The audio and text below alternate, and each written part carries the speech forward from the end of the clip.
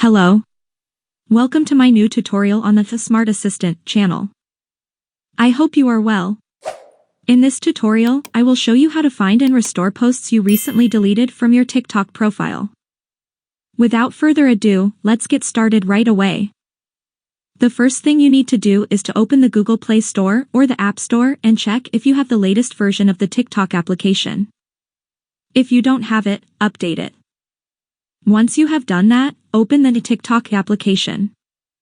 Then, tap on your profile in the bottom right corner of the screen. When you are on your profile, tap on the three horizontal lines in the top right corner of the screen, then tap on the Settings and Privacy option. In this section, find the Activity Center option and tap on it. Now tap on Recently Deleted.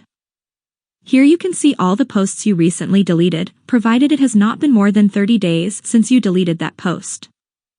After 30 days, posts will be automatically permanently deleted from here. If you want to restore the post back to your profile, tap on it, then tap on the Restore option at the bottom of the screen. Now tap on Restore again to confirm. Go back to your profile, and you will see that the post you recently deleted is back on your profile. That's it.